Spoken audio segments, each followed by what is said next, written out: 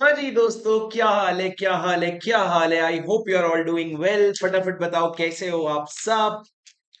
कैसे हैं आप सब। बोलो बोलो, क्या हाल है। बोलो बोलो, क्या हाल है। Thank you Vishu, thank you बेटा, थैंक यू। गाइस फटाफट ये बताओ, तुम लोगों को क्या मेरी आवाज आ रही है। मैं दिखाई दे रहा हूँ, सुनाई दे रहा हूँ, तो मैं आगे बढ़ूं। क्या तुम लोगों को मेरी आवाज आ रही है। क्या हाल है, क्या हाल है, क्या हाल है। I sorry about the repeat. चलो, alright guys, we will begin the revision for the last part of our Indian Contract Act agency. Guys पूरी कोशिश तो ये रहेगी कि आज पूरा रिवीजन हो जाए, पर जरा सी तबीयत है डाउन। और कोशिश करेंगे बस ये है कि तुम लोगों के रिवीजन का क्वालिटी खराब नहीं होना चाहिए, तो अपन एकदम जोश में रिवीजन करेंगे। जितना हो पाएगा उतना करेंगे, 1-1.5 घंटे में कोशिश करेंगे पूरा एजेंसी का रिवीजन जो है वो खत्म हो जाए। ठीक है, तो क्या आप लोग मेरे साथ बने हैं। क्या आप लोग मेरे साथ रिवीजन करने के लिए हैं तैयार। पहले तो ये बताओ, क्या आपने पहले जो 2 यूनिट थे उसको पढ़ के रिवाइज किया कि नहीं। किया कि नहीं। सर वो दोनों रिवीजन जो है अपन ने 1.5-1.5 घंटे लगा करके किए। अब मैं सोच रहा हूँ 20-25 मिनट में एक एक यूनिट का रिवीजन करके भी आपको दे दूं, ताकि आपके लिए 1 घंटे का मस्त एकदम रिवीजन पूरा तैयार हो जाए। तो ये यूनिट अपना जब खत्म हो जाएगा तो उसके बाद 1 घंटे में तीनों का यूनिट का रिवीजन कर लेंगे। कोशिश करेंगे 1 घंटे में पूरा उतने ही डेप्थ में खत्म हो जाए। ठीक है। ओके गाइस, चलो शिद्दत से करेंगे। हाँ जी हाँ, विथ क्वेश्चन। हाँ जी बेटा, विथ क्वेश्चन करेंगे। शुरू करें सर, क्या पढ़ने वाले हैं आज अपन पढ़ने वाले एजेंसी का टॉपिक है, हमारे इंडियन कॉन्ट्रैक्ट एक्ट का थर्ड टॉपिक है। सबसे पहले एजेंट मतलब क्या होता है। एजेंट मतलब क्या होता है सर। एजेंट मतलब वो बंदा जिसको एक प्रिंसिपल अपॉइंट करता है अपने बिहाफ में काम करने के लिए। एजेंट जो होता है वो एक बंदा होता है जो एम्प्लॉयड होता है to do any act for another और to represent any other person in dealing with third person. मतलब जब थर्ड पर्सन के साथ डील करना हो तो जो बंदा सामने खड़ा होता है उसको हम एजेंट कहते हैं। और एजेंट को जो अपॉइंट करता है उस बंदे को हम क्या कहते हैं, प्रिंसिपल कहते हैं। ये आपको पता है।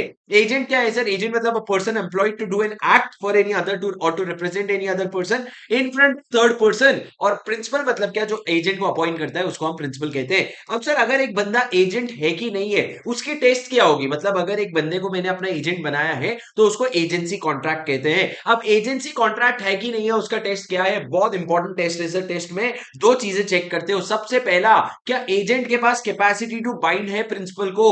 क्या एजेंट अपने एक्ट से प्रिंसिपल को बाइंड करवा सकता है थर्ड पार्टी के सामने। और दूसरा, क्या प्रिंसिपल का प्रिविटी ऑफ कॉन्ट्रैक्ट क्रिएट कर सकता है। सर यूं तो एक बात समझो, ए एक बंदा है, बी एक बंदा है, सी एक बंदा है। अगर बी और सी के बीच में कॉन्ट्रैक्ट हो रहे हैं ना, उसमें बी पार्टी और सी पार्टी है। ए का उस पार्ट कॉन्ट्रैक्ट में कोई लेना देना नहीं है। A has no privity to the contract. पर अगर जो बी है वो ए का एजेंट है, अगर बी जो है वो ए का एजेंट है तो ए को भी प्रिविटी ऑफ कॉन्ट्रैक्ट मिल जाता है। मतलब ए जो है उस कॉन्ट्रैक्ट का हिस्सा बन जाता है। अगर ये दोनों टेस्ट जो है वो पास होते हैं तो क्या होता है, टेस्ट ऑफ एजेंसी होता है। पहला टेस्ट क्या है, कैपेसिटी टू बाइंड, और दूसरा privity of contract between the principal and the third party. Principal कौन है, ए, और थर्ड पार्टी कौन है, सी। इन दोनों के बीच में क्या क्या हो जाएगा, इन दोनों के बीच में एक प्रिविटी ऑफ कॉन्ट्रैक्ट हो जाएगा।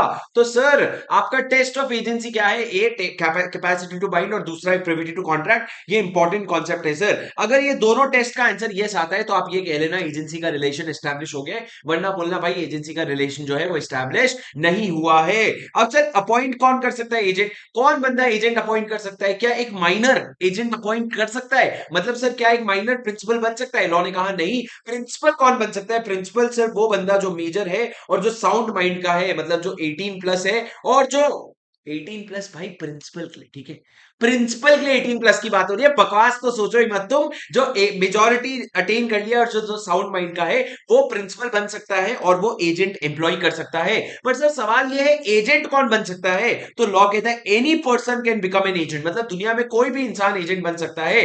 पर अगर वो मेजोरिटी ना हो या अगर वो साउंड माइंड का ना हो तो वो रिस्पॉन्सिबल भी नहीं होगा फिर। मतलब अगर एक माइनर को आप अपॉइंट कर देते हो, अपॉइंट तो कर सकते हो पर वो रिस्पॉन्सिबल नहीं होगा। तो पॉइंट क्या है सर, प्रिंसिपल जो है वो मेजर होना चाहिए और साउंड माइंड का होना चाहिए। और जो एजेंट है ना वो कोई भी हो सकता है, पर अगर वो मेजर या साउंड माइंड का नहीं है तो वो रिस्पॉन्सिबल नहीं होगा भाई। मतलब क्या सर, अगर ए ने, यहाँ पे मेरे को एग्जांपल्स बहुत देने पड़ेंगे आपको। सुनो ना मेरी बात, सुनो ना मेरी बात, सुनो ना मेरी बात सुनो। अगर प्रिंसिपल ने एक बंदे को अपना एजेंट अपॉइंट किया, अब वो एजेंट अगर माइनर निकला और प्रिंसिपल ने बोला था एजेंट सुनना, मेरी जो कार है वो 2,50,000 में बेच दे। कितने में? 2,50,000 में। पर माइनर जो है वो गधा है, वो जाकर के 1,50,000 में बेच दिया। क्या वो बेच सकता है? हाँ। क्या प्रिंसिपल बाइंड हो जाएगा? हाँ।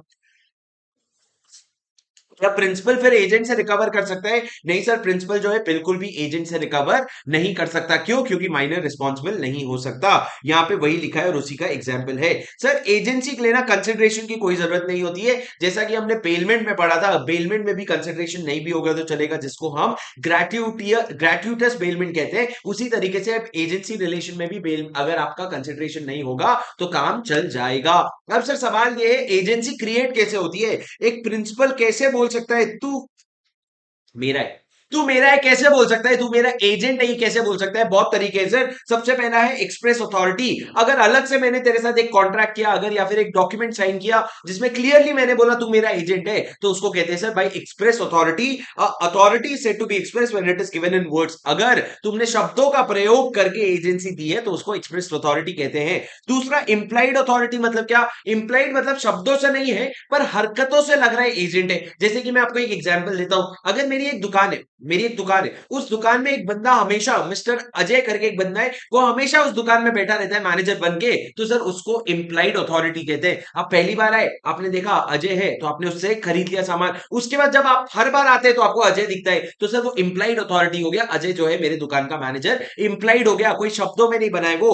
An authority is said to be implied when it is inferred from the circumstance of the case, conduct of the parties, and things spoken or written or in the ordinary course of dealing with may be accounted for the circumstance। मतलब हालात को मद्देनजर रखते हुए या फिर conduct को देखते हुए अगर वो एजेंट बन रहा है तो उसको इंप्लाइड एजेंसी कहते हैं। तो पहला हो गया सर एक्सप्रेस अथॉरिटी, दूसरा हो गया इंप्लाइड अथॉरिटी। अब सर एजेंट बाय इस्टोपेल मतलब क्या होता है? सर इस्टोपेल का प्रिंसिपल क्या होता है समझ लेना। प्रिंसिपल ऑफ इस्टोपेल क्या होता है सिंपल से समझ लेना। सर अगर ए और बी के बीच में लड़ाई चल रही है, क्या लड़ाई चल रही है? बी को ना ए को पैसे लौटाने हैं 100 करोड़ रुपए। कितना लौटाना है? 100 करोड़ रुपए लौटाने हैं। अब ये दोनों कोर्ट में लड़ रहे हैं। कहां पे लड़ रहे हैं? कोर्ट में लड़ रहे हैं। और कोर्ट में बातों बातों में ए ने कह दिया कि जा बी, तू भी क्या याद रखेगा, 40 करोड़ रुपए तेरा मैं माफ कर दे रहा हूं, कम से कम तू बचा हुआ 60 करोड़ तो दे, तो कम से कम बचा हुआ 60 करोड़ तो दे। अगर ऐसा ए ने कोर्ट में बोल दिया तो सर उसके बाद ए अब अपनी बातों से वापस नहीं मुकर सकता। उसने ये बता दिया ना सामने वाले को कि मैं तेरा 40 करोड़ रुपया छोड़ रहा हूं, तो तुमको छोड़ना पड़ेगा। बाद में तुम ये नहीं बोल सकते, जब ये 60 करोड़ रुपए दे दिया फिर तुम ये नहीं बोल सकते कि भाई अब 40 करोड़ रुपए भी दे दे। नहीं भैया, तुमने माफ कर दिया था और प्रिंसिपल ऑफ एस्टोपेल की वजह से वो एक वैलिड कॉन्ट्रैक्ट बन गया था। सर उसी से एक एजेंसी ऑफ एस्टोपेल होता है। एजेंसी ऑफ एस्टोपेल मतलब क्या? जहां पे तुम क्लियरली बता नहीं रहे हो वो आपका एजेंट है पर आप एक्ट कर रहे हो आपका एजेंट है। जैसे कि क्या, अगर मेरा दुकान है उसमें एक मैनेजर बैठा हुआ है और मैं भी खड़ा हुआ हूं, अब तुम आए कुछ खरीदने के लिए, तुम उससे बात कर रहे हो। मैं चाहता तो तुमको रोक सकता था ये बोल के कि भाई वो एजेंट नहीं है, वो ऐसे ही बंदा बैठा हुआ है, मेरे से बात कर, पर मैंने नहीं रोका। मैंने बोला डील कर ले। तो मेरे हरकतों की वजह से अगर आपने उसके साथ डील की तो उसको वैलिड एजेंट माना जाएगा और वो प्रिंसिपल को क्या करवाएगा? बाइंडिंग करवा देगा।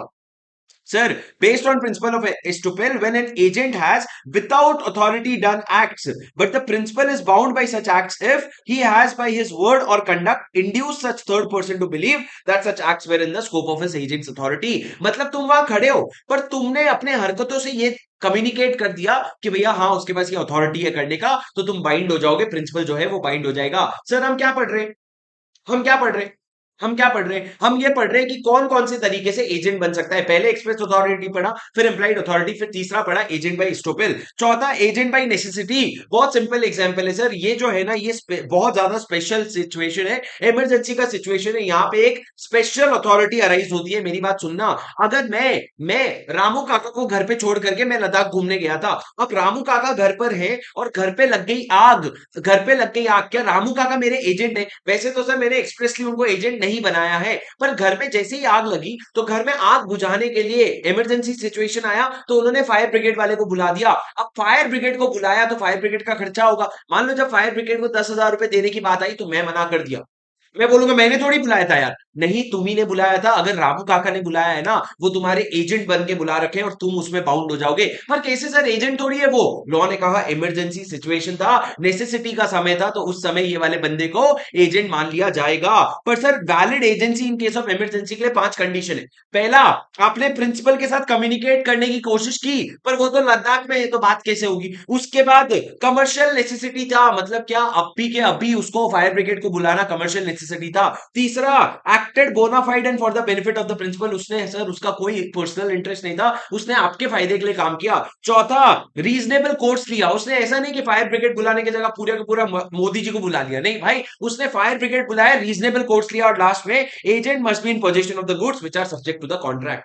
क्या आपके पास वो गुड्स का पोजीशन होना चाहिए। अब एक दूसरा एग्जांपल देता हूं सर, अगर मैं मुंबई में रहता हूं और दिल्ली में मेरे को कोई सामान बेचना है, मैंने रामू काका को बोला, रामू काका ट्रक चलाना आता है, तो बोले हाँ आता है, तो मैंने बोला एक काम करो, ये सामान, ये जो आम है ना, इसको ट्रक में भरो और दिल्ली छोड़ करके आ जाओ। अब वो दिल्ली ले जा रहे थे, रास्ते में सर बहुत बड़ा लैंडस्लाइड हो गया, और उसके वजह से ट्रक वहीं पे खड़ी रह गई, वहीं पे खड़ी रह गई, और पता चल रहा था 10 दिन तक वैसे ही खड़ी रहेगी। तो रामू काका ने क्या किया, सारा आम खोल दिया जमीन पे और बेचना शुरू कर दिया। 400 रुपए किलो का रेट चल रहा था, पर 200 रुपए में बेच दिया।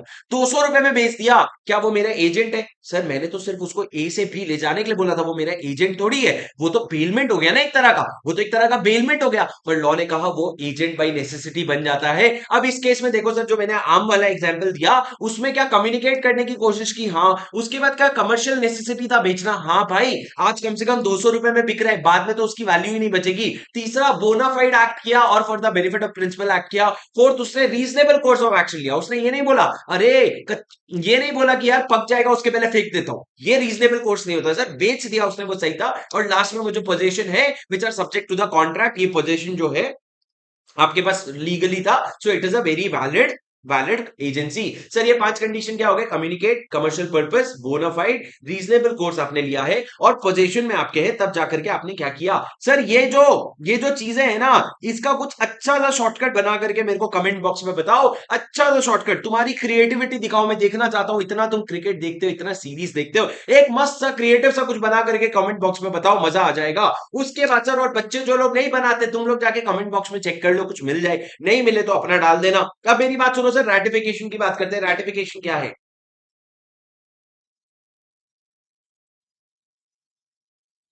सर रैटिफिकेशन क्या है, रैटिफिकेशन मतलब क्या, अगर मैंने तुमको अलग से एजेंट नहीं बनाया था, पर तुमने हरकत एजेंट वाली कर ली, तो बाद में मैं चाहूं तो उस हरकत को रैटिफाई कर सकता हूं, मैं उसको अप्रूवल दे सकता हूं। मतलब सर मान लो, अगर मैंने तुमको अथॉरिटी दी थी कि भैया कैश को जो भी माल परचेज करना है परचेज कर लेना, मैंने तुमको मैनेजर बनाया था और मैंने बोला था कैश में परचेज कर लेना, अब तुम नालायक निकले, जाके क्रेडिट में परचेज करके आ गए, तो मेरे पास ऑप्शन है कि मैं रैटिफाई करूंगा या नहीं रैटिफाई करूंगा। पर सर रैटिफाई करने के लिए ना कुछ वैलिड कंडीशन है, 8 कंडीशन दिए हुए हैं, ध्यान से सुनना मेरे साथ।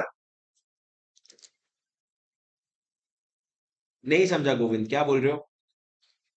Sir essentials of a valid ratification में क्या क्या आएगा सुनना। इट मे बी एक्सप्रेस्ड और इम्प्लाइड, ठीक है। रेटिफिकेशन जो है, प्रॉपर नॉलेज होना चाहिए आपके पास फैक्ट्स का, आपको पूरी पूरी चीजें पता होनी चाहिए क्या हुआ है, पूरा का पूरा ट्रांजैक्शन रेटिफाई होगा, पार्ट ट्रांजैक्शन रेटिफाई नहीं कर सकते, मतलब अपने फायदे की बात को रेटिफाई नहीं कर सकते, पूरा ट्रांजैक्शन रेटिफाई होगा। और रेटिफिकेशन से किसी थर्ड पार्टी का इंजर नहीं होना चाहिए, इंटरेस्ट, ये वाला पॉइंट आराम से सुन लो सर। अगर अगर थर्ड पार्टी का इंटरेस्ट इंजॉर्ड नहीं होना चाहिए का क्या मतलब है, सुनो मेरी बात ध्यान से। सर अगर मिस्टर ए एक लैंडलॉर्ड है, मिस्टर ए एक लैंडलॉर्ड है, और मिस्टर सी जो है वो एक टेनेंट है, मतलब टेनेंट मतलब क्या सर, किराएदार, ये मिस्टर ए के घर पे रहता है, किराया देता है। अब मिस्टर बी जो है, उसने जाके लैंडलॉर्ड को नोटिस दे दिया कि टेनेंट को नोटिस दे दिया कि टेनेंट चल चल 60 डेज के अंदर घर खाली कर। क्या बोला, 60 डेज के अंदर घर खाली कर। क्या बी एजेंट था, नहीं सर बी एजेंट नहीं था, बी ने ऐसे ही जाकर के क्या कर दिया, ऐसे ही जाकर के नोटिस दे दिया। अब बाद में ए ये नहीं बोल सकता, अरे हाँ हाँ बी तो मेरा वैलिड एजेंट था, मैं रैटिफाई कर रहा हूं। नहीं सर, तुम रैटिफाई नहीं कर सकते, क्योंकि रैटिफाई करने पे क्या हो रहा है, टेनेंट का जो इंटरेस्ट है वो इंजर हो रहा है। आपको अगर चाहिए तो आप एक प्रॉपर 60 डेज का नोटिस सर्व करो, पर ये जो नोटिस इसने गलती से सर्व कर दिया था ना, इसको एजेंट बता के वैलिडेट मत करो, नहीं तो तुम क्या करोगे, इसको मिसयूज करोगे। उसके बाद मैंने क्या कहा सर, रीजनेबल टाइम के अंदर रैटिफाई कर दो, ऐसा नहीं 2 साल बाद उठ करके बोल रहे हो हाँ हाँ जो वो बोला था वो सही है, नहीं सर रीजनेबल टाइम के अंदर रैटिफाई कर दो। कम्युनिकेट करो रैटिफिकेशन और वैलिड करो only if valid act can only be ratified, मतलब सर अगर लॉफुल एक्ट है तो ही उसको रैटिफाई करना, वरना रैटिफाई मत करना। ये सात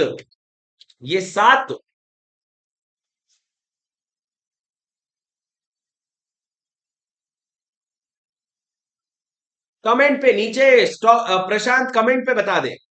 ठीक है गाइस, सुनो ना, गाइस सुनो ना, ये बहुत इंपॉर्टेंट है सर, रैटिफिकेशन के क्या क्या वैलिड कंडीशन है, बहुत इंपॉर्टेंट है, याद करो ना मेरे साथ। सबसे पहले एक्सप्रेस या इंप्लाइड हो सकता है, दूसरा प्रॉपर नॉलेज होना चाहिए, पूरा ट्रांजैक्शन रैटिफाई करोगे, ट्रांजैक्शन रैटिफाई करने की वजह से किसी का इंटरेस्ट इंजर्ड नहीं होना चाहिए, उसके बाद रीजनेबल टाइम के अंदर रैटिफाई करोगे, क्या रीजनेबल टाइम के अंदर रैटिफाई करोगे, कम्युनिकेट करोगे रैटिफिकेशन, और सिर्फ लॉफुल एक्ट को रैटिफाई करोगे, और कोई भी एक्ट को रैटिफाई नहीं कर सकते। सर ये भी एक ऐसा चीज है जिसका आप शॉर्टकट बनाओ, चलो आप लोगों के लिए टास्क, जो जीतेगा उसको मेरे तरफ से पता नहीं क्या दूंगा, जो भी मिलेगा तुमको, जो भी मिलेगा, पर तुम लोगों की क्रिएटिविटी देखने का टाइम है। एक स्टार ये, एक स्टार ये, इसका कुछ मस्त सा शॉर्टकट बताओ और मेरे को कमेंट पे बताओ। तो आगे बढ़ते हैं सर, मेरी बात सुनना, मस्त वाला बनाना, नॉर्मल वाला मत बनाना, एक्स्ट्रॉर्डिनरी बनाना, तुम अपनी क्रिएटिविटी दिखाना। अब सर आगे बढ़ते हैं, अपनी गर्लफ्रेंड के नाम पे मत बनाना भाई, पूरी दुनिया का नहीं है, ठीक है, तो अपने मन का मत बनाना, पर दिशा पाटनी, निधि अग्रवाल, ये सब का बनाओगे तो चलता। सुनो sir, extent of agent's authority, ये क्या है सर, एक्सटेंट ऑफ एजेंट और एजेंट्स अथॉरिटी, बहुत बच्चों वाली बात है, सुन लो। एजेंट का अथॉरिटी क्या होगा सर, जितना उसको बोला जाएगा वो करना। भाई तेरे को अगर धंधा चलाने के लिए बोला है तो तू धंधा चला, उतना ही तेरा अथॉरिटी रहेगा, पर धंधा चलाने के लिए जो भी चीजें तेरे को आजू बाजू की करनी पड़ती है वो सारी चीजें कर लेना, वो तेरी अथॉरिटी होगी, पर उसके बाहर जाकर के काम मत करना। The extent of agent's authority whether express is determined by, कैसे पता चलेगा, नेचर ऑफ द एक्ट और the business is appointed to, कौन सा काम करने के लिए तुमको अपॉइंट किया उस पर डिपेंड करता है। दूसरा, things which are incidental to the business और is usually done in the course of business, जो चीजें उस बिजनेस के लिए रेलिवेंट है। और तीसरा, यूजेज ऑफ द ट्रेड और बिजनेस, उस धंधे के लिए जो भी चीजें जरूरी है वो सब करने की आपकी अथॉरिटी होगी, एवरीथिंग दैट इज रेलिवेंट वो आपकी। हाँ रेखा, किडनी निकाल के दे दूं, एक काम है, तो एक काम करता हूँ, दो किडनी एक निकाल करके दे देता हूँ, फिर तुम लोग आओगे, शर्म तो आती नहीं तुमको, सर दूसरा किडनी भी दे दो ना, कैसे कर रहे हो सर, क्या करोगे दो किडनी रख के, दे दो ना मेरे को वापस। शर्म नहीं आती, फाइनल के बच्चे तुम ही लोग हो जिसके वजह से ना इनकम टैक्स रिटर्न सीए को फ्री में फाइल करने बोला जाता है, हम तो 2000 से कम में ना करें।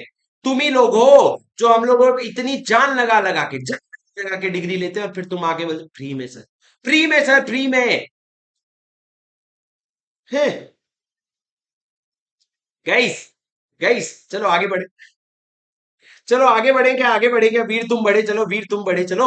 सुनो सुनो सुनो सर, क्या लिखा हुआ है। अब सर आपके एजेंट की अथॉरिटी क्या है, मैंने आपको बताया तीन अथॉरिटी है। सबसे पहला, नेचर आप देखोगे ट्रांजैक्शन का, इंसिडेंटल मैटर और उसका यूजेज जो है, वो तीनों जो है आपकी अथॉरिटी में आ जाता है, नीचे वाला रेलिवेंट नहीं है। आगे चलो सर, सब एजेंट क्या होता है बताओ, सब एजेंट क्या होता है। अगर प्रिंसिपल ने एजेंट को अपॉइंट किया था काम करने के लिए, अब एजेंट ने क्या किया, एजेंट आलसी कहीं का, सब एजेंट उसने अपॉइंट कर दिया, तो सबसे पहला सवाल, क्या सब एजेंट अपॉइंट हो सकता है? The answer is, general rule ये है कि एजेंट जो है सब एजेंट नहीं अपॉइंट कर सकता, फर्दर डेलीगेशन आप नहीं कर सकते हो। पर सर एक्सेप्शन होता है ना, एक्सेप्शन क्या है, एक्सेप्शन ये है कि अगर आपके कॉन्ट्रैक्ट के टर्म्स में लिखा हुआ था कि सब एजेंट अपॉइंट हो सकता है, या फिर तुम्हारे धंधे में ये कस्टमरी है, कस्टम ऑफ ट्रेड मतलब क्या, तुम्हारे धंधे में ये कॉमन है कि तुम सब एजेंट अपॉइंट करते हो। जैसे कि अगर आईपीओ वगैरह आता है, जैसे कि अगर आईपीओ वगैरह आता है तो एजेंट अपॉइंट होता है, फिर उसके बाद सब एजेंट अपॉइंट होते हैं। तो ये जो होता है ना,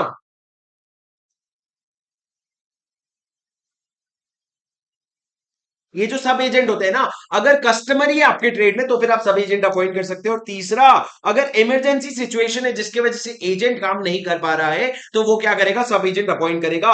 तो सर तीन एक्सेप्शन है, या तो टर्म्स ऑफ द कॉन्ट्रैक्ट में लिखा हुआ है भाई तू सब एजेंट अपॉइंट कर सकता है, या कस्टमरी टू द ट्रेड है, या फिर अगर इमरजेंसी है। सर ये तीनों कीवर्ड प्लीज एग्जाम में अंडरलाइन करके आना, टर्म्स को अंडरलाइन करना, कस्टम को अंडरलाइन करना और इमरजेंसी को अंडरलाइन करना, और ये पॉइंट को इंपॉर्टेंट मार्क कर लो। सर क्या है, अगर आप जनरली सब एजेंट जो है अपॉइंट नहीं कर सकते, पर अगर an agent can not lawfully employ any other person to perform acts which he has undertaken to perform personally, जो उसने बोला था मैं खुद करूंगा, उसके लिए वो किसी और को अपॉइंट नहीं कर सकता। लेकिन उसके तीन एक्सेप्शन है, पहले terms of the agent, terms of the appointment में लिखा है सब एजेंट आएगा, या दूसरा कस्टम टू द ट्रेड है, या तीसरा कोई ऐसी इमरजेंसी आई जिसकी वजह से सब एजेंट अपॉइंट करना पड़ा।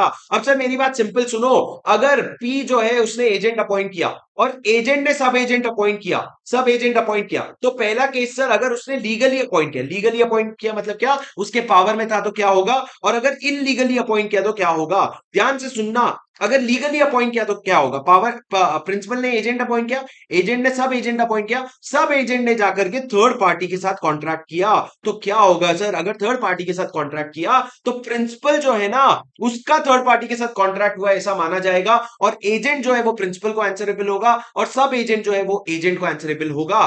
पर पर आपका जो सब एजेंट है ना वो प्रिंसिपल को आंसरेबल नहीं होगा, आपका जो सब एजेंट है वो प्रिंसिपल को आंसरेबल नहीं होगा। क्या आप ये चीज समझे सर, बहुत सिंपल सा चीज समझाया मैंने, बहुत सिंपल सा चीज समझाया मैंने आपको। मैंने क्या बोला, अगर लीगली प्रिंसिपल जो है एजेंट अपॉइंट करता है, एजेंट सब एजेंट अपॉइंट करता है, और सब एजेंट जाके थर्ड पार्टी के साथ ट्रांजैक्शन करता है, तो प्रिंसिपल और थर्ड पार्टी के बीच में ट्रांजैक्शन ये हो जाएगा, कॉन्ट्रैक्ट वैलिड माना जाएगा। और प्रिंसिपल और एजेंट के बीच में कॉन्ट्रैक्ट है तो एजेंट रिस्पॉन्सिबल होगा प्रिंसिपल को, और सब एजेंट रिस्पॉन्सिबल होगा एजेंट को। पर सर सब एजेंट जो है उसका प्रिंसिपल से कोई लेना देना नहीं होगा, किसी भी हालत में नहीं होगा सर। पर अगर इलीगली अपॉइंट किया, इलीगली मतलब क्या, प्रिंसिपल का अप्रूवल नहीं था, टर्म्स ऑफ कॉन्ट्रैक्ट में नहीं था, कस्टमरी नहीं था, इमरजेंसी नहीं था, कोई भी नहीं था, तो फिर क्या होगा सर, प्रिंसिपल ने एजेंट अपॉइंट किया, एजेंट ने सब एजेंट अपॉइंट किया, सब एजेंट ने थर्ड पार्टी के साथ ट्रांजैक्शन किया, उस केस में सर प्रिंसिपल का थर्ड पार्टी के साथ कोई लेना देना नहीं है। तो सर एजेंट जो है ना उसको प्रिंसिपल माना जाएगा, और एजेंट और थर्ड पार्टी के बीच में कॉन्ट्रैक्ट बन जाएगा।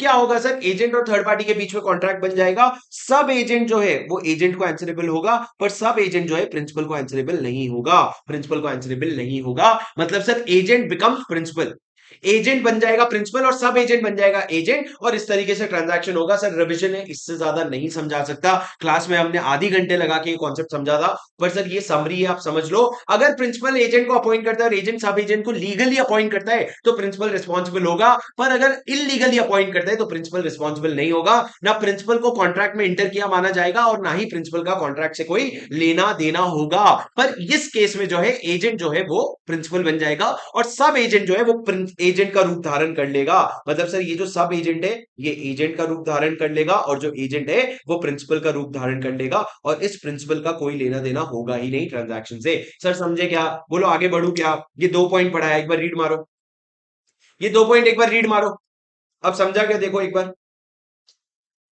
ये 2 पॉइंट।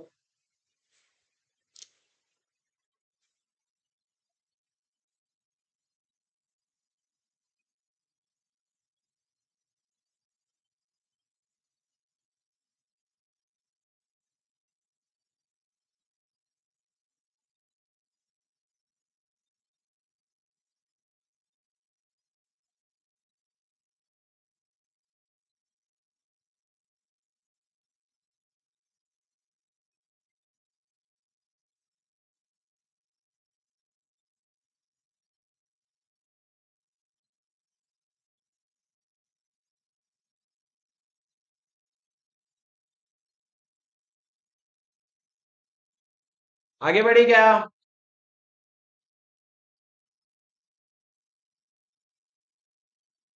ये म्यूजिकल वर्ल्ड कोई तो भी अपने लाइव क्लास का स्टूडेंट है। चलो सर अब बात करते हैं सब्स्टिट्यूटेड एजेंट। सब्स्टिट्यूटेड एजेंट क्या होता है, सब्स्टिट्यूटेड एजेंट मतलब क्या, सब एजेंट के बदले में अगर कोई एजेंट आया उसको सब्स्टिट्यूटेड एजेंट कहते हैं। सब्स्टिट्यूटेड एजेंट मतलब क्या होता है, मेरे को ध्यान से बताओ सर, सब एजेंट और सब्स्टिट्यूटेड एजेंट में फर्क होता है। अगर प्रिंसिपल ने एक बंदे को अपॉइंट किया था एजेंट, पर वो एजेंट ने बोला अबे ये मेरा काम नहीं है, मैं दूसरे एजेंट को अपॉइंट कर रहा हूं एजेंट टू, तो सर ये प्रिंसिपल और एजेंट के बीच में रिलेशन एस्टैब्लिश हो जाएगा। सर ये होता है सब्स्टिट्यूटेड एजेंट, ये एजेंट बोला मैं नहीं काम करूंगा, मैं सब्स्टिट्यूट कर रहा हूं दूसरे एजेंट को, तो जो दूसरा एजेंट आया ना A2, he is as good as an original agent, he is as good as an original agent, और प्रिंसिपल और A2 के बीच में प्रिंसिपल और एजेंट का रिलेशन एस्टैब्लिश हो जाएगा, कोई सब एजेंट वाली बात ही नहीं रहेगी। तो मेरे को एक बात बताओ सर, क्या A2 लायबल होगा प्रिंसिपल को, क्या A2 लायबल होगा प्रिंसिपल को, हाँ जी हाँ A2 बिल्कुल लायबल होगा प्रिंसिपल को।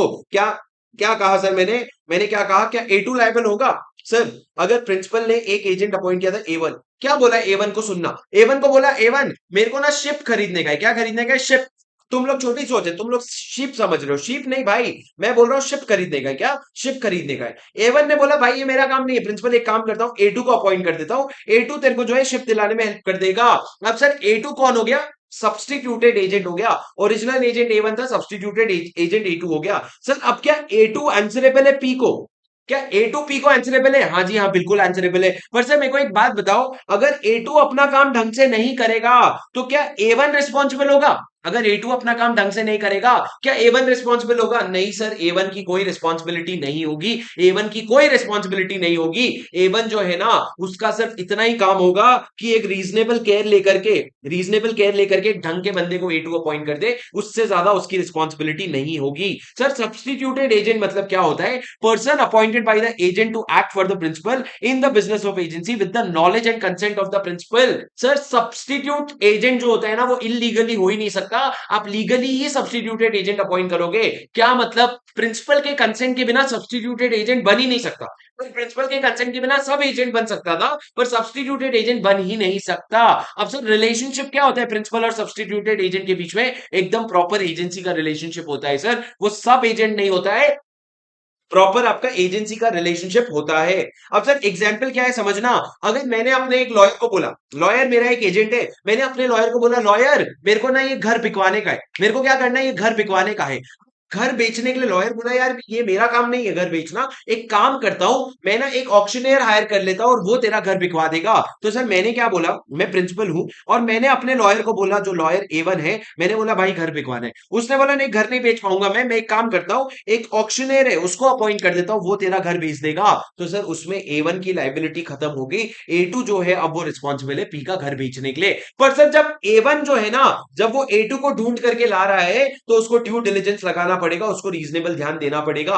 अगर उसने ड्यू डिलिजेंस लगा लिया, उसके बाद अगर A2 जो है नालायक निकला और अगर उसने घर सस्ते में बेच दिया ना, तो उसमें अपना A1 कुछ नहीं कर सकता, उसमें A1 की कोई रिस्पॉन्सिबिलिटी नहीं है। पर अगर सर A1 को पता था कि A2 जो है वो नालायक है, A1 को पता था कि जो A2 है वो नालायक है, तो उस केस में अगर उसने अपॉइंट करवाया है ना, तो A1 भी रिस्पॉन्सिबल हो जाएगा। उस केस में A1 भी रिस्पॉन्सिबल हो जाएगा। तो सर ये एग्जाम्पल पढ़ो एक बार, क्या लिखा है?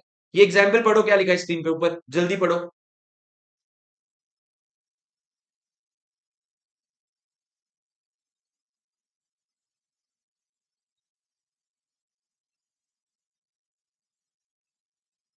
ठीक है। अब सर एजेंट की ड्यूटी क्या है नेमिंग सच पर्सन में? जब जो मेरा लॉयर है वो जब ऑक्शनर ढूंढ के ला रहा है तो उसकी रिस्पॉन्सिबिलिटी क्या है? He is bound to exercise same amount of discretion as a man of ordinary prudence would. Ordinary prudence would मतलब क्या? नॉर्मल दिमाग वाला इंसान जितना डिस्क्रिशन लगाएगा उतना डिस्क्रिशन तुमको भी लगाना पड़ेगा, उतना तो दिमाग तुमको भी लगाना पड़ेगा। एंड अगर वो उसने ये कर दिया, मतलब क्या, उसने ऑर्डिनरी प्रूडेंस इतना दिमाग लगा लिया, तो he will not B A responsible. वो फर्दर रिस्पॉन्सिबल नहीं होगा। किस चीज के लिए? वो आपके एक्ट के लिए रिस्पॉन्सिबल नहीं होगा, सब्सटीट्यूट एजेंट के एक्ट के लिए रिस्पॉन्सिबल नहीं होगा। सर ये एग्जाम्पल चाहिए तो पढ़ लो। सर अगर ए ने बी को अपॉइंट किया था कि बी मेरे को शिप खरीदना है, अभी शिप खरीदने के लिए बी ने सी को अपॉइंट किया था, सी को बोला सी ए को शिप खरीदना है, तो मेरे को तो शिप के बारे में नॉलेज नहीं है, तो एक काम कर तू ही सब्सटीट्यूटेड एजेंट बन जा और तू शिप ढूंढ करके खरीद के दे दे। अब सर उसने शिप ढूंढ करके खरीद के ए को दिलवाया, अब सर बाद में पता चला शिप जो है वो टूटा हुआ है, शिप जो है फटा हुआ है, नीचे लीक है, तो in that case will be B responsible? B will not be responsible. अगर उसने अपना काम ढंग से कर लिया, अगर उसने अपना ड्यू डिलिजेंस ठीक से करके ही सी को लाया था, तो सी की हरकत के लिए सी रिस्पॉन्सिबल है, ए जाने सी जाने, बी का कोई लेना देना नहीं है। क्या आपको समझा? हाँ। ओके। अब सर आगे बढ़ते हैं difference between substituted agent and सब एजेंट। सब एजेंट और सब्स्टिट्यूटेड एजेंट के बीच में क्या फर्क होता है? सर ये बहुत इंपॉर्टेंट टॉपिक है, मेरे साथ याद कर लो, और इसका आपको मस्त वाला एक शॉर्टकट बनाना है। और सर हम कितने आपके लिए एग्जाम हम्म हम्म हम्म हम्म हम्म समझ रहे हो? समझ लगा? क्या बोला मैं, समझे क्या? हाँ। ठीक है। तो सर मस्त वाला बनाने का एक क्रिएटिविटी एट इट्स पीक, बहुत मजा आ जाएगा अगर किसने मस्त वाला एकदम बनाया। ये बहुत इंपॉर्टेंट है सर। क्या है सब एजेंट और सब्स्टिट्यूटेड एजेंट का बेसिक फर्क क्या है? सब एजेंट जो है ना सर, वो एजेंट के कंट्रोल में काम करता है, पर ये बंदा प्रिंसिपल के सीधा कंट्रोल में काम करता है। यहां पे सर एजेंट जो है वो अपॉइंट भी करता है और डेलीगेट भी करता है, पर यहां पे एजेंट डेलीगेट नहीं करता है खुद के टास्क को, वो पूरा नया टास्क सब्स्टिट्यूटेड एजेंट को दे देता है, वो खुद का काम नहीं डेलीगेट करता भाई। अगर मैंने एक लॉयर को अपॉइंट किया घर बेचना, तो घर बेचने का काम कभी लॉयर का था ही नहीं, पर अगर मैंने एक एजेंट को अपॉइंट किया और उसने सब एजेंट को अपॉइंट किया, तो वो अपने खुद के काम को डेलीगेट करता है। तीसरा, there is no privity of contract between principal and the sub agent. Principal का और सब एजेंट का कोई लेना देना नहीं है, बट प्रिंसिपल और सब्स्टिट्यूटेड एजेंट का बहुत लेना देना है, सब कुछ लेना देना है। सब एजेंट जो होता है सर, वो एजेंट को रिस्पॉन्सिबल होता है, पर सब्स्टिट्यूटेड एजेंट प्रिंसिपल को रिस्पॉन्सिबल होता है। जो एजेंट होता है ना, वो इन टर्न जाके प्रिंसिपल को रिस्पॉन्सिबल होता है, पर यहां पे जो A1 होता है ना, उसका प्रिंसिपल से कोई लेना देना नहीं होता है। अगर तूने ऊपर के दोनों एग्जांपल नहीं समझे ना बेटा, तो तुमको ये नहीं समझ आएगा मैंने क्या कहा। ये 3 पॉइंट क्या है देखो, यहां पे कोई प्रिविटी ऑफ कॉन्ट्रैक्ट नहीं है, प्रिंसिपल और सब एजेंट का कोई लेना देना नहीं होता, सब एजेंट एजेंट को रिस्पॉन्सिबल होता है, एजेंट प्रिंसिपल को रिस्पॉन्सिबल होता है। Correct, correct. इस तरफ क्या लिखा हुआ है, प्रिंसिपल और सब्स्टिट्यूटेड एजेंट का पूरा लेना देना होता है, सब्स्टिट्यूटेड एजेंट प्रिंसिपल को आंसरेबल होता है, पर जो मेन एजेंट था ना, ओरिजिनल एजेंट, वो प्रिंसिपल को रिस्पॉन्सिबल नहीं होता है। अब सर सब एजेंट का कोई राइट टू एक्शन नहीं है प्रिंसिपल के अगेंस्ट में या फिर रेम्यूनरेशन के लिए, लेकिन सब्स्टिट्यूटेड एजेंट जो है वो रेम्यूनरेशन के लिए एक्शन ले सकता है। अब सर सब एजेंट जो है वो इम्प्रॉपरली भी अपॉइंट हो सकता है, मतलब बिना अप्रूवल के, बिना कंसेंट के, बिना मतलब इलीगली भी अपॉइंट हो सकता है, बट सब्स्टिट्यूटेड एजेंट कभी भी इम्प्रॉपरली अपॉइंट नहीं हो सकता है। और सर जो एजेंट है ना, he remains liable for the act of the sub agent as long as the sub agency continues, but जो agent's duty ends once he has remove the substituted agent. क्या कहा सर, जो agent है ना A1, उसकी duty खत्म हो जाती है जब उसने सब्स्टिट्यूटेड एजेंट को हटा दिया। यहां पे एजेंट जो है वो लायबल रहता है। Did you understand? Did you understand guys? Sir अपने को क्या याद करना है, अपने को याद करना है सब एजेंट और सब्स्टिट्यूटेड एजेंट के बीच में फर्क। सबसे पहले आप समझ लो, कंट्रोल और डायरेक्शन किसका होता है, कंट्रोल और डायरेक्शन किसका होता है, यहाँ पे एजेंट का होता है, यहाँ पे प्रिंसिपल का होता है। उसके बाद समझो डेलीगेट करता है, कि अपना काम डेलीगेट वहां पे करता है, यहाँ पे नहीं करता है। उसके बाद सर ये तीन जो है, मैं बोलूंगा कौन किसको रिस्पॉन्सिबल है, तो मैंने कहा प्रिविटी ऑफ कॉन्ट्रैक्ट नहीं होता है सब एजेंट और प्रिंसिपल के बीच में, सब एजेंट एजेंट को रिस्पॉन्सिबल होता है, एजेंट प्रिंसिपल को रिस्पॉन्सिबल होता है। उसके बाद सर क्या रेम्यूनरेशन को लेकर राइट टू एक्शन है? नहीं सर, रेम्यूनरेशन को लेकर राइट टू एक्शन नहीं है। क्या इम्प्रॉपरली अपॉइंट हो सकता है? सब एजेंट हो सकता है, सब्स्टिट्यूटेड एजेंट नहीं हो सकता है। और बात करें लाइबिलिटी की, कौन लाइबल है, तो सर सब एजेंट जो होता है ना, जो एजेंट होता है वो लाइबल रहता है, पर इस केस में जो सब्स्टिट्यूटेड एजेंट के केस में जो एजेंट है वो लाइबल नहीं होता है। ये आपका लेफ्ट साइड में कीवर्ड्स है सर, कीवर्ड से आप बना सकते हो अच्छा वाला शॉर्टकट। समझे सर?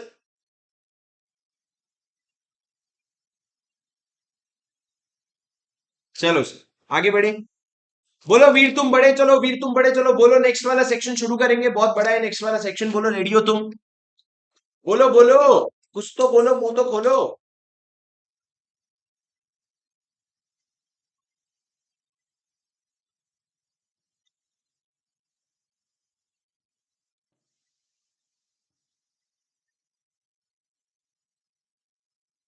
आगे बढ़े क्या?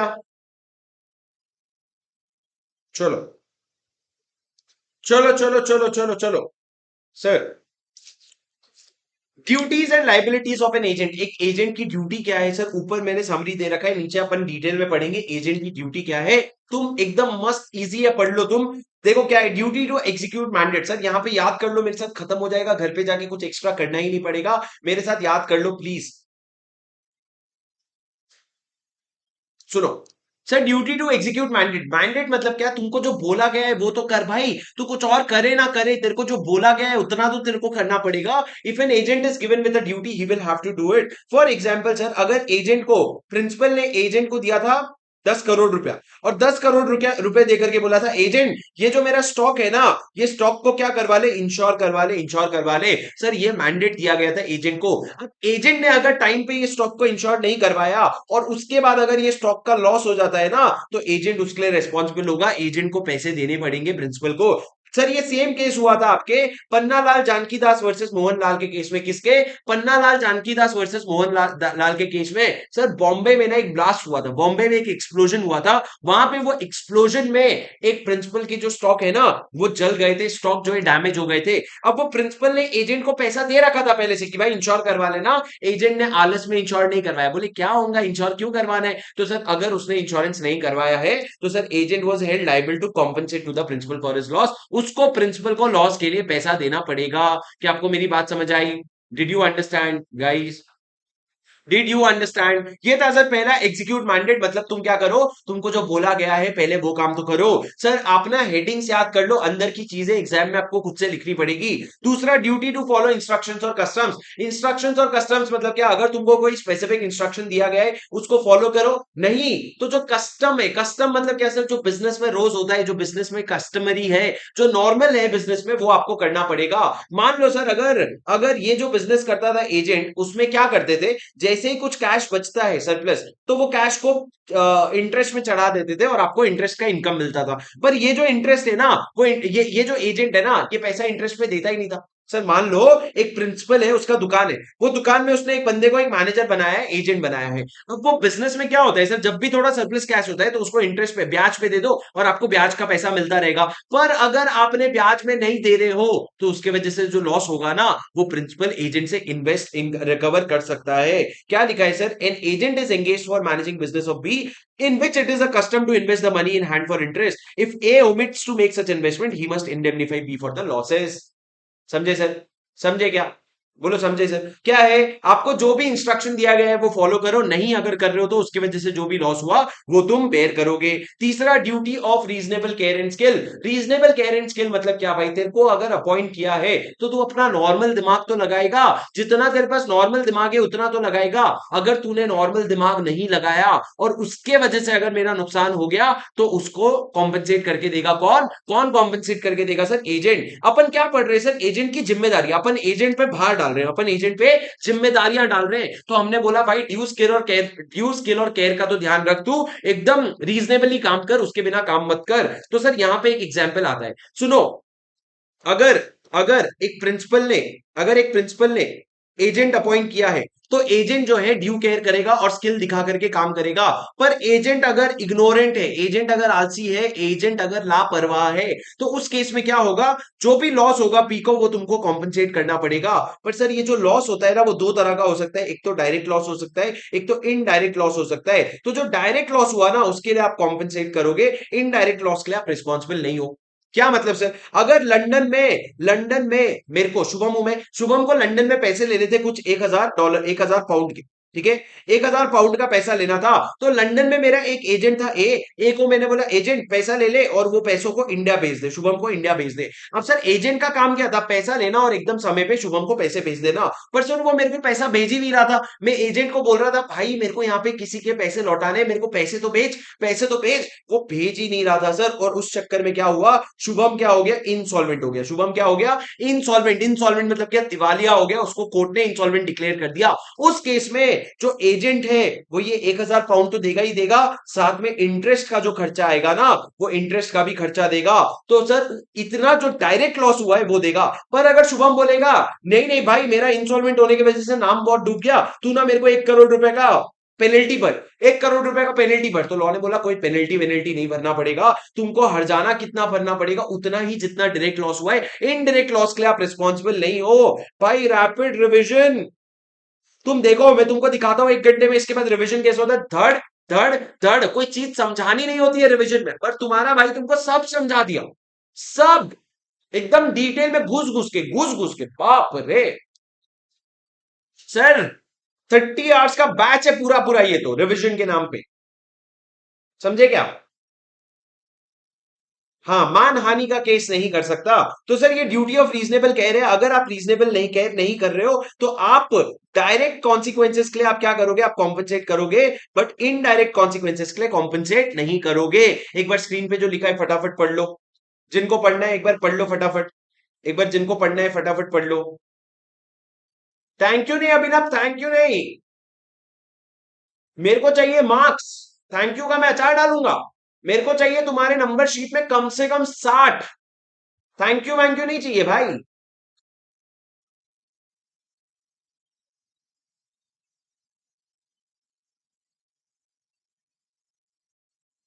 सर जल्दी पढ़ो ना, फिर मैं आगे बढ़ूंगा। चलो मैं आगे बढ़ ही रहा हूं, वैसे भी तुम नालायक पढ़ नहीं रहे होगे, तुमको हेडर से समझ आ गया। रीजनेबल केयर और स्किल लेना, और स्किल उसके बिना तू अपना आगे मत बढ़ना। अगर तू स्किल नहीं एक्सरसाइज कर रहा है, कॉम्पनसेट करेगा। उसके बाद तुम्हारी ड्यूटी है कम्युनिकेट करना प्रिंसिपल से, कहीं पे भी अटके अगर तो कम्युनिकेट करना प्रिंसिपल से। कॉन्फ्लिक्ट ऑफ इंटरेस्ट अवॉइड करना, ये बहुत इंपॉर्टेंट है। सुनो, तुम कोई भी ऐसा ट्रांजैक्शन मत करना जिसके वजह से तुम्हारे और प्रिंसिपल के बीच में कॉन्फ्लिक्ट ऑफ इंटरेस्ट आ जाता है। मतलब क्या सर, लॉ ये कहना चाहता है agent please don't deal on your own account, तू अपने खुद के अकाउंट में डील मत करना। क्या मतलब सर, अगर ए ने अगर प्रिंसिपल ने अपॉइंट किया था, पी ने अगर अपॉइंट किया था ए को कि ए मेरा ये घर है, ये घर जो है ना इसको तू सेल कर दे, ये घर जो है इसको तू सेल कर दे। अब ए ने क्या किया पता है, ए ने क्या किया, पी को जाके बोला अरे यार मैंने मार्केट में बेचने की बहुत कोशिश की, ये घर जो है ना 5 करोड़ रुपए से ज्यादा का बिक नहीं रहे, 5 करोड़ से ज्यादा का बिक नहीं रहा है। और तो उसके बाद क्या किया ए ने उसको खुद के नाम पे खरीद लिया, खुद के नाम पे खरीद लिया। उस केस में सर आप धोखा कर रहे हो, आप अपने ओन अकाउंट में डील कर रहे हो, और आप अपने प्रिंसिपल से कुछ मटेरियल फैक्ट कंसील कर रहे हो, कुछ बातें छुपा रहे हो। इस केस में सर आपका जो एजेंट है ना वो रिस्पॉन्सिबल होगा, और एजेंट की ड्यूटी है कॉम्पेंसेट करना। सर मैं बहुत सारे एग्जांपल्स दूंगा, सुनो। सर पी ने क्या किया, एक एजेंट को अपॉइंट किया था, एजेंट को बोला एजेंट ये घर जो है ना ये घर को सेल कर दे। ए ने क्या किया, अपने भाई बी को बोला बी सुनना, ये घर बेचने वाला है प्रिंसिपल, प्रिंसिपल बोल रहे हैं 10 करोड़ में बेचूंगा, पर मैं एक काम करता हूँ, प्रिंसिपल को बोल देता हूँ कि घर कोई 7 करोड़ से ज्यादा में खरीदने के लिए तैयार नहीं है, और फिर हम ये घर को तेरे को बेच देंगे, और उसके बाद तू ना वापस ये घर मेरे को बेच देना, भले तेरे को चाहिए तो 7.5 करोड़ में बेच देना।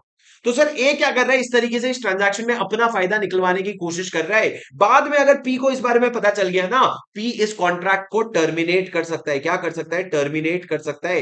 क्यों, क्योंकि ए ने कुछ बातें छुपाई है, कंसील की है, या फिर कोई ऐसा सौदा किया है जो उसके लिए डिसएडवांटेजेस है, उसके लिए नुकसानदायक है। तो पी के पास पावर हो जाएगा एजेंट कॉन्ट्रैक्ट को टर्मिनेट करने का। मैं क्या पढ़ा रहा हूं सर, मैं आपको एजेंट की ड्यूटीज पढ़ा रहा हूं। एजेंट की ड्यूटी यह है खुद के अकाउंट में डील नहीं करना। अगर खुद के अकाउंट में डील करना चाहता है ना तो तू प्रिंसिपल का कंसेंट ले ले, प्रिंसिपल का कंसेंट ले ले, और उसको सारे मटेरियल सर्कमस्टांसेस के बारे में बता दे, उसको सारी चीजों के बारे में बता दे। पर अगर तूने प्रिंसिपल का कंसेंट नहीं लिया, या फिर तूने उससे कोई मटेरियल सर्कमस्टांस को कंसील किया है, तो प्रिंसिपल जो है वो रेप्यूडिएट कर सकता है ट्रांजैक्शन। रेप्यूडिएट मतलब क्या, कैंसिल कर सकता है ट्रांजैक्शन। और कैंसिल क्यों करेगा, अगर आपने कोई चीजें छुपाई है या फिर आपने कोई डिसएडवांटेजियस ट्रांजैक्शन किया है तो वो क्या करेगा, चीजें वापस ले सकता है। सर ये बहुत इंपॉर्टेंट है, सिंपल है, एजेंट अपने अकाउंट में डील नहीं करेगा। अगर डील करना चाह रहे हैं तो कंसेंट ले लेना और मटेरियल सर्कमस्टेंसेस डिस्क्लोज कर देना। पर अगर प्रिंसिपल को लग रहा है तुमने कोई चीजें कंसील की है या डिसएडवांटेजियस ट्रांजैक्शन किया है, तो वो तुमको क्या बोलेगा, तुम्हारे ट्रांजैक्शन को रेप्यूडिएट कर सकता है। अब क्या हुआ समझना सर, प्रिंसिपल जो है ना, प्रिंसिपल ने एजेंट को अपॉइंट किया था, बोले एजेंट एक काम करना मेरा घर बेच दे।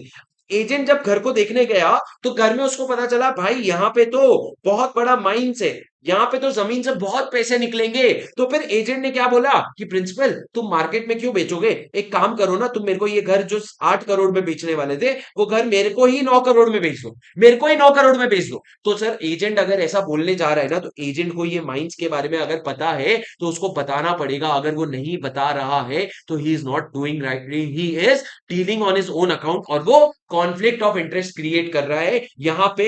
वो सही तरीके से काम नहीं कर रहा है, गुड फेथ में काम नहीं कर रहा है, तो एजेंट जो है वो रिस्पॉन्सिबल हो जाएगा। सर समझे, मैंने सारा एग्जाम्पल कवर कर दिया। अब सर सुनो, अगर principals right to benefit gain by agent dealing on his own account, अब समझो वो जो माइंस वाला घर का मैंने एग्जांपल दिया था, वो एजेंट ने खरीद लिया 9 करोड़ में, पर अगर मैं मार्केट में बेचने जाता तो क्या मेरे को कितने में बिकता, मान लो 15 करोड़ में बिकता। तो सर मेरे से खरीद के एजेंट क्या किया, आगे जाके बेच दिया। एजेंट जाकर के आगे बेच दिया, तो एजेंट ने जो एक्स्ट्रा पैसे कमाए हैं ना, मैं उससे रिकवर कर सकता हूं। या फिर मैं आपको एक दूसरा एग्जाम्पल देता हूं। पी ने एक एजेंट हायर किया था, पी ने एक एजेंट हायर किया था, बोले एजेंट मेरे को ना एक घर है लोनावला में, मेरे को वो घर खरीदना है लोनावला का। अब सर ए ने क्या बोला पी को, ए ने क्या बोला पी को, अरे नहीं, ए ने गया बोला भाई भाई मस्त फ्लैट है यार, ए सोचा मैं खुद खरीद लूंगा, और पी को बोल दिया नहीं यार वो फ्लैट तो मिल नहीं रहा है अच्छे दाम पे, और ए ने क्या किया अपने नाम पे 8 करोड़ रुपए में फ्लैट खरीद लिया। तो सर अगर 8 करोड़ में ए ने खरीदा है ना, तो जो प्रिंसिपल है बाद में एजेंट को फोर्स कर सकता है कि जो घर तूने 8 करोड़ में खरीदा है वो 8 ही करोड़ में मेरे को दे दे। कितने करोड़ में दे दे? 8 ही करोड़ में मेरे को लौटा दे। इस तरीके से आप फोर्स कर सकते हो। मतलब भाई तू अगर बनाने की कोशिश करेगा ना प्रिंसिपल को, तो प्रिंसिपल को पूरा पावर दे देगा लॉ कि प्रिंसिपल तेरे को जो करना है तू कर ले, तेरे को जो प्रॉफिट निकलवाना है तू निकलवा ले। क्या आपको बात समझ में आई? डिड यू अंडरस्टैंड और डिड यू नॉट अंडरस्टैंड? अरे बोलो समझा कि नहीं समझा? बोलो ना। ठीक है सर। अब duty to make secret profits, duty to make secret profits मतलब क्या sir? Duty to make not make secret profits मतलब सीक्रेट प्रॉफिट मतलब क्या?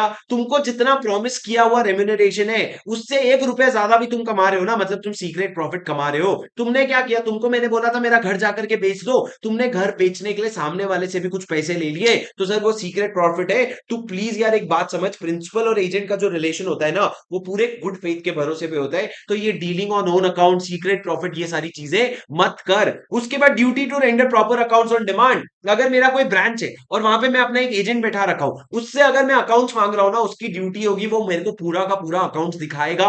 और सर सिर्फ दिखाएगा नहीं, उसके जितने भी सपोर्टिंग वाउचर्स है, जितने भी रेलेवेंट डॉक्यूमेंट्स है, वो सारी की सारी चीजें मेरे को देगा। उसके बाद duty not to delegate. Sir ये वही चीज है कि भैया तू ना अपने बिहाफ में सब एजेंट मत अपॉइंट करना। क्या मत करना? सब एजेंट मत अपॉइंट करना। पर अगर 3 केस एक्सेप्शन में आता है, टर्म्स ऑफ द कंडीशंस, या फिर दूसरा कस्टम ऑफ द बिजनेस में ये होता है, और तीसरा अगर इमरजेंसी लगा, तो इन तीनों केसेस में सब एजेंट अपॉइंट कर सकता है। पर आइडियली तू सब एजेंट अपॉइंट नहीं कर सकता। लास्ट, जो भी पैसे तेरे को प्रिंसिपल के बिहाफ में मिले हैं वो प्रिंसिपल को दे देना, और कोई भी कॉन्फिडेंशियल इंफॉर्मेशन को मिसयूज मत करना। कोई भी कॉन्फिडेंशियल इंफॉर्मेशन जो एजेंट होने की वजह से तेरे को मिला है उसको मिसयूज मत करना।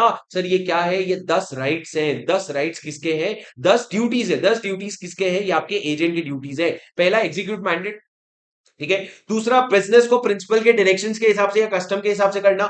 रीजनेबल केयर एंड स्किल लेना, प्रिंसिपल के साथ कम्युनिकेट करना। उसके बाद कॉन्फ्लिक्ट ऑफ इंटरेस्ट अवॉइड करना, मतलब क्या? Don't deal on your own account, don't deal on own account, ठीक है। ओन अकाउंट में डील मत करना। उसके बाद सीक्रेट प्रॉफिट मत बनाना। कोई भी पैसा आया तो उसको प्रिंसिपल को रेमिट करना। अकाउंट्स मेंटेन करना और अकाउंट्स डिस्क्लोज करना। अगर सामने वाला अकाउंट्स डिमांड करता है तो उसको अकाउंट्स प्रेजेंट करना। डेलीगेट मत करना। तुम क्या मत डेलीगेट करना? कोई भी काम, मतलब सब एजेंट मत अपॉइंट करना। और कॉन्फिडेंशियल इंफॉर्मेशन को प्रिंसिपल के अगेंस्ट मत यूज करना। क्या सर एग्जाम में ऐसा क्वेश्चन आएगा, ड्यूटीज ऑफ एन एजेंट? हाँ आ सकता है सर। तो क्या इतनी सारी चीजें लिखेंगे? नहीं, अगर तुम हेडर लिख करके एक एक लाइन में समझा दोगे तो आपका काम हो जाएगा। समझे क्या दोस्तों? अरे बोलो ना, समझा? अब सर वो क्या थे? ड्यूटीज थे एजेंट के। आप एक बार फटाफट पढ़ लेते हैं एजेंट के राइट्स क्या है। What are the rights of an agent? तो सर एजेंट का राइट है कोई भी सम को रिटेन कर सकता है। अगर उसके पास कोई पैसा आया है और पैसा प्रिंसिपल को देना है, तो वो पैसों में से कोई एडवांस अगर है, कोई एक्सपेंस अगर है, या कोई रेम्यूनरेशन अगर उसका ड्यू है, तो वो पैसों को रिटेन कर सकता है। दूसरा, रेम्यूनरेशन का राइट है उसको। अगर रेम्यूनरेशन उसने अगर काम किया है तो उसको रेम्यूनरेशन मिलने का राइट है। पर सर अगर काम ढंग से नहीं किया है या फिर अपना ड्यू केयर या रीजनेबलनेस लगा करके काम नहीं किया है, तो तुमको कोई रेम्यूनरेशन नहीं मिलेगा, पर तुम अदरवाइज रेम्यूनरेशन के लिए एलिजिबल हो। उसके अलावा रिटेन और लियन प्रिंसिपल प्रॉपर्टी। अगर प्रिंसिपल की कोई प्रॉपर्टी तुम्हारे पोजीशन में है तो तुम उसको रिटेन कर सकते हो, उसका लीन कर सकते हो। सर ये एक तरह का पर्टिकुलर लीन हो गया, अगर आपको याद है तो आप उसका लीन भी कर सकते हो। इंडेमनिटी फॉर लॉफुल एक्ट्स और गुड फेथ। अगर तुमने कोई चीज गुड फेथ में किया, तुम्हारा कोई बुरा इंटेंशन नहीं था, पर अगर उसमें तुम्हारा नुकसान हो गया तो प्रिंसिपल तुमको इंडेमनीफाई करेगा। And compensation for injury by principal neglect. अगर प्रिंसिपल के आलसपन या नेग्लिजेंस की वजह से कोई नुकसान हुआ है तो उसको भी कॉम्पेंसेट होगा।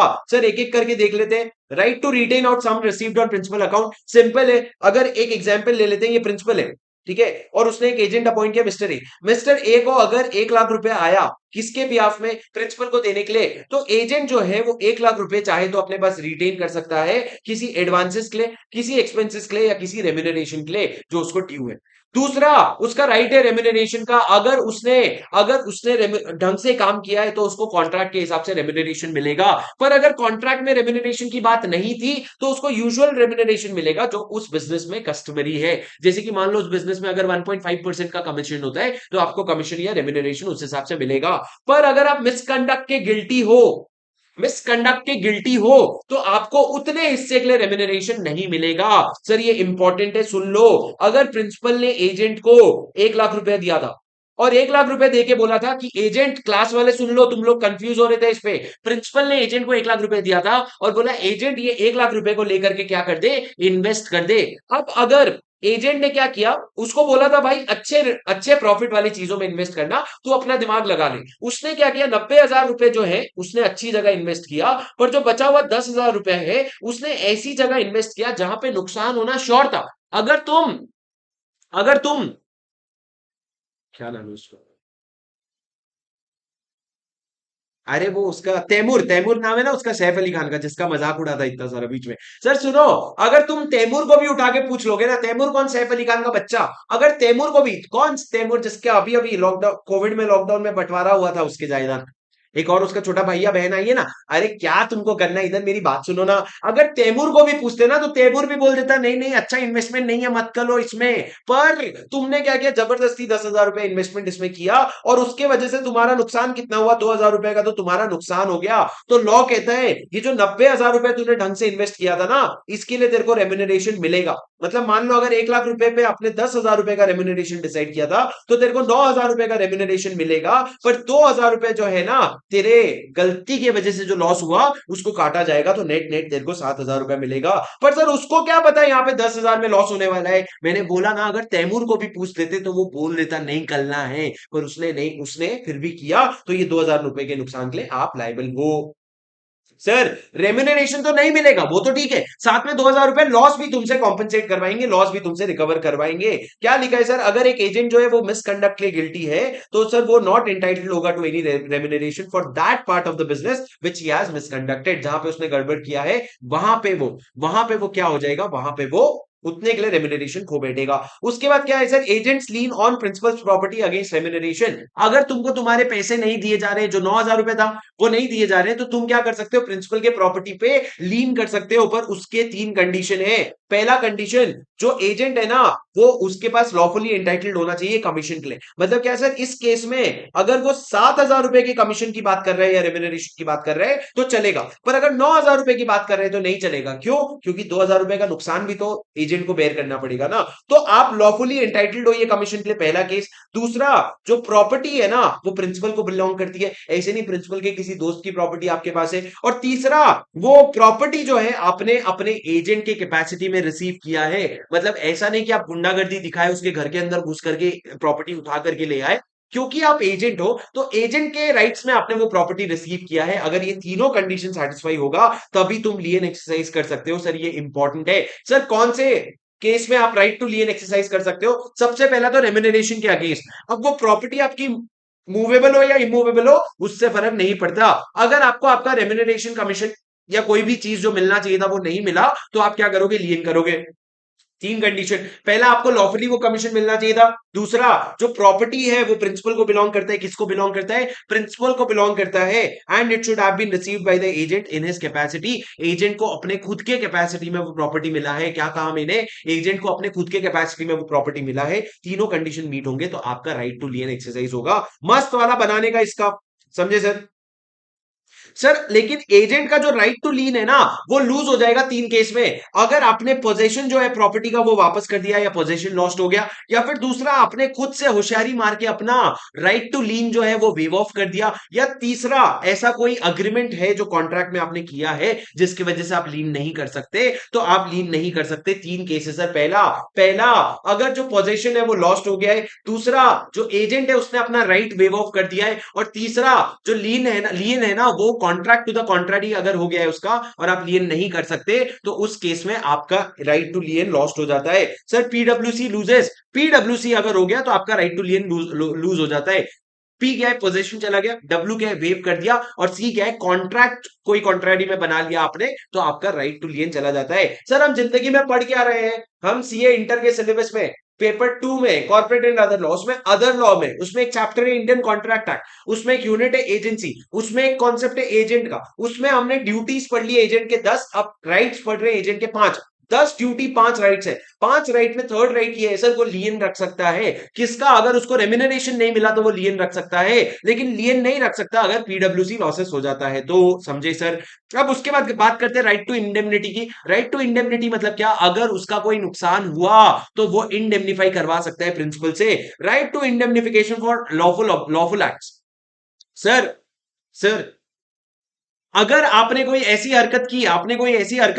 कोई लॉफुल एक्ट किया जिसके वजह से अगर एजेंट का नुकसान हुआ है तो प्रिंसिपल जो है वो बाउंड हो जाएगा, प्रिंसिपल जो है बाउंड हो जाएगा वो इंडेमनिफाई करने के लिए। और दूसरा केस क्या है, right to indemnification against acts done in good faith. अगर तुमने सही इंटेंशन से कोई भी काम किया, मान लो प्रिंसिपल ने आपको कुछ गुड्स दिए थे बेचने के लिए और आपने सही इंटेंशन से उसको बेच दिया, बाद में पुलिस आकर के पकड़ लिया आपको और 5,000 रुपए की पेनल्टी लगा दी, तो वो पेनल्टी जो है आप प्रिंसिपल से रिकवर करोगे। क्यों? क्योंकि आपने तो गुड फेथ में काम किया है, तो कोई भी लॉस या डैमेज होगा ना उसके लिए प्रिंसिपल लायबल होगा।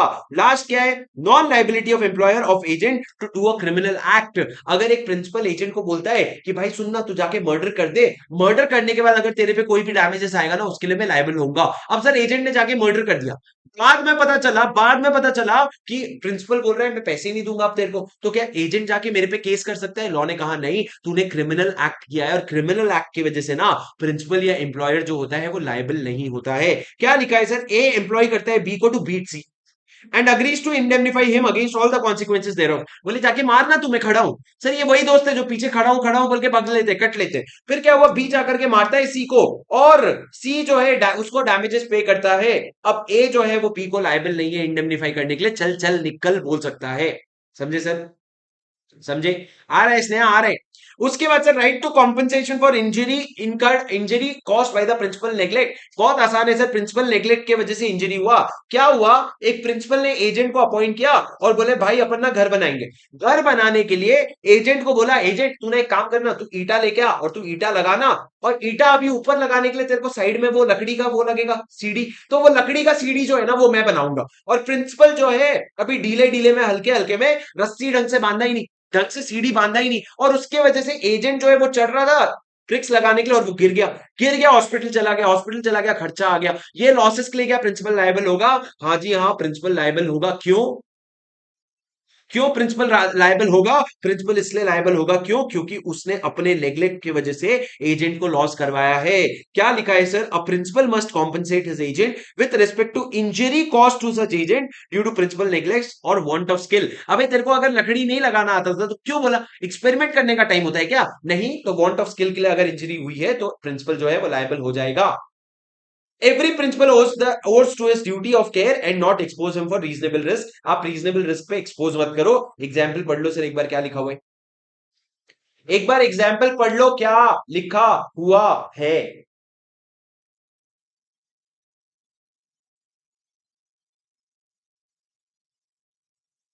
वही लिखा हुआ है सर, स्कैफोल्डिंग मतलब वो लकड़ी बांधना। लकड़ी बांधने के लिए प्रिंसिपल रिस्पॉन्सिबल था पर उसने नहीं बांधा ढंग से, तो उस केस में वो एजेंट को रिस्पॉन्सिबल हो जाएगा।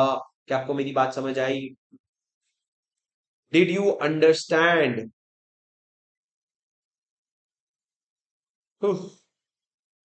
सर ये चैप्टर तो खत्म ही नहीं होता है। सर आई थिंक ये रिवीजन का अपने को सेकंड पार्ट रखना पड़ेगा। मैं सोच रहा हूँ कल इसका अपन, अभी मेरे को लग रहा है मेरे को डिसकंटिन्यू करना पड़ेगा। I am not really feeling well. I think I have to discontinue. What I want to say is कल अपन ये रिवीजन का पार्ट 2 रख सकते हैं, शाम को 7 बजे से लेकर के 8 बजे के बीच में। और एक्चुअली शाम को 6 बजे से लेकर के 7 बजे के बीच में। अब पार्ट 2 के बाद मैं ये सोच रहा हूं कि तुरंत बाद अपन एक और कॉल में आएंगे और 7 बजे से लेकर के 8:30 बजे के बीच में अपन पूरे इंडियन कॉन्ट्रैक्ट एक्ट का एंड टू एंड रिवीजन कर लेते हैं। पूरे इंडियन कॉन्ट्रैक्ट एक्ट का एंड टू एंड रिवीजन कर लेते हैं। तो कल मैं आप लोगों को 2.5 घंटे देने की बात कर रहा हूं। क्या लगता है आपको चलेगा? Do you think this would be a good idea? Yes sir. देखो इसका तो पक्का है, ये तो अपन करेंगे 6 बजे से 7 बजे, पर इसका अपन कल लीड बेसिस पे देखते हैं कि 1.5 घंटे में करके किसी का फायदा भी होने वाला है क्या, क्योंकि ये एग्जाम में 10 मार्क के लिए आता है, और अगर 10 मार्क के लिए आता है तो आपको 2-2.5 घंटे तो कॉन्सेप्ट को देने चाहिए। और वैसे भी तो मेरे वीडियोस को 2x की स्पीड पे देख ही लेते हो, तो अगर 2x की स्पीड पे देख ही लेते हो तो क्या फायदा होने वाला है, वो अपन रिविजिट कर लेंगे। पर कल शाम को क्लास रखते हैं guys. I hope you understand. I am sorry you are hoping to complete it today. कल अपन क्लास रखेंगे। ऐसा भी हो सकता है कल शाम को अपन क्या करें, नेगोशिएबल इंस्ट्रूमेंट खत्म कर दे। Negotiable instrument I am planning to finish in one go. I am planning to finish negotiable instrument in one go. ठीक है, नेगोशिएबल करे कल, ठीक है, चलो कल अपन देख लेंगे, उस हिसाब से अपन खत्म कर देंगे। बस नेगोशिएबल इंस्ट्रूमेंट हो गया, फिर एक चैप्टर बचता है। तुम समझो ये चैप्टर तुम्हारा लगभग खत्म हो गया। ये चैप्टर में मान लो 2-3 मार्क के कॉन्सेप्ट और बचे हैं। नेगोशिएबल इंस्ट्रूमेंट आपका 10 मार्क का बचा है, और 6 मार्क का आपका क्या बचा है, इंटरप्रिटेशन ऑफ स्टैट्यूट्स। मतलब आपका करीबन 19 मार्क का कोर्स बचा है। सर आपका एग्जाम में आता है पेपर 116 मार्क्स का, तो 19 मार्क्स का बचा है। 97 मार्क्स का आपका जो कॉन्सेप्ट है वो पूरा, अरे बोलो पूरा, पूरा का पूरा खत्म हो गया है। पूरा का पूरा खत्म हो गया है। तो please please please please please मेरे साथ साथ खत्म करो। आज प्लेज जितना मैंने करवाया कर लो, उसके कुछ क्वेश्चंस भी कर लेना। कल बाकी अपन खत्म करके प्लेज डिस्कस करके खत्म कर देंगे। I hope you are enjoying this sessions. I will see you tomorrow guys. Please make sure that you are liking the video. इसको अपने दोस्तों के साथ फैलाओ, ठीक है, आपकी तरह फैलाना। इस वीडियो पे सिर्फ और सिर्फ 200 वीडियोस, 200 लाइक का टारगेट रखेंगे अपन हमेशा की तरह। तो लाइक जरूर करके चले जाना, भला हो जाएगा तुम्हारे भाई का। ठीक है, और कमेंट पे मेरे को बताना तुमको कैसा लगा, because your appreciation is my motivation. ठीक है, your appreciation is my motivation. Thank you guys, thank you. I will see you tomorrow. I will see you tomorrow. Have a good day. Take care, guys. Bye bye.